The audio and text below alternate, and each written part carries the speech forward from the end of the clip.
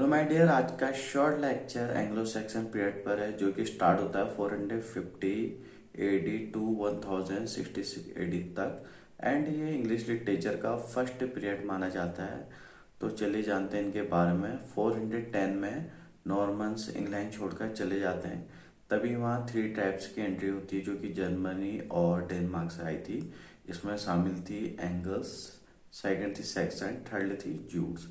ये इंग्लैंड पर आते हैं और इंग्लैंड पर ही कब्जा कर देते हैं। इनकी जो लैंग्वेज थी ओल्ड इंग्लिश थी। एंड इन अब जानते हैं इनकी सोसाइटी एंड इनका जो लाइफ यानी इनकी समाज और इनके जीवन के बारे में।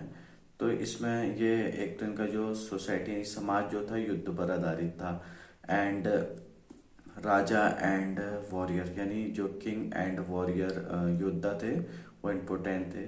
लॉयल्टी बहुत ज़रूरी थी इनके टाइम में। एंड राजा एंड जो इनके वॉरियर थे यानी योद्धा, ये साथ ही एक बड़े से मिड हॉल पर रहते थे।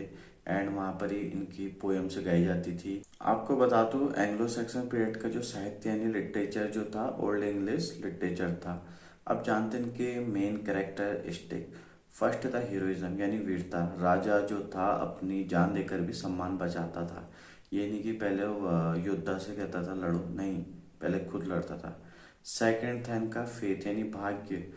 इन्होंने सब कुछ ये चाहते थे, सब कुछ डेस्टिनी ही तय करती है यानी भाग्य तय करता है।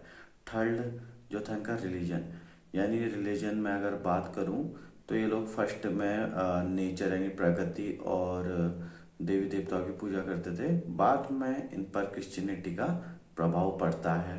एंड फोर्थ जो था ओरल ट्रेडिशन यानी पहले पोएम्स यानी कविता जो थी गाकर सुनाई जाती थी। एंड बाद में जो मॉन्क्स थे इन्होंने कविताओं को लिखना शुरू कर दिया। तो चलिए जानते हैं एंग्लो सैक्सन पीरियड का जो फेमस वर्क था उस समय ब्योवुल्फ था।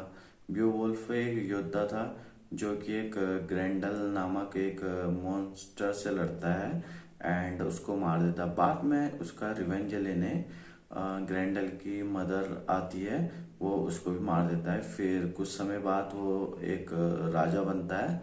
राजा बनने के बाद वहाँ ड्रैगन भी आता है तो ड्रैगन को भी मार देता है और साथ ही खुद ही शहीद हो जाता है। ये एक तरह की मिक्सचर पोएम्स थी जिसमें क्रिश्चियनिटी, फेथ एंड हीरोइज्म शामिल था। तो हम जानते हैं उस समय की जो एंग्लो सैक्सन की पोएट्री के किस तरह के टाइप्स थे, जैसे कि ब्योवुल्फ एपिक में आती है। एंड एलिजी यानी जिसको दुख की कविता कहते हैं, इसमें जो इन्वॉल्व थे सी फेरर वेंडरर, इनकी जो थीम थी वो थी loneliness, sadness and excel. And religious जो पोएट्री थी वो क्रिश्चियनिटी थीम पर थी एंड जैसे कि गॉड, हेवन एंड मोरलिटी पर बेस्ड थी। अब जानते हैं कि लैंग्वेज जो स्टाइल था वो था एलिट्रेशन का यूज़ करते थे। No rhyme, strong rhythm and canning का भी यूज़ होता था। अब आपके मन में एक सवाल होगा कि ये जो एंग्लो सैक्सन पीरियड है इसका एंड यानी इसका ये किस तरह से ख़त्म यानी समाप्त होता है। तो चलिए जानते हैं। विलियम दी कॉन्करर ने इंग्लैंड पर वो कब्जा कर लेता है, ठीक है, आक्रमण कर लेता है।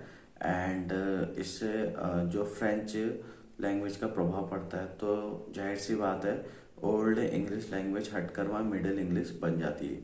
आई होप ये आपको शॉर्ट लेक्चर पसंद आया होगा। चैनल पे नए हैं तो चैनल को सब्सक्राइब, लाइक, शेयर जरूर करें। मिलते हैं इसी तरह की नई वीडियो के संग, तब तक थैंक यू सो मच।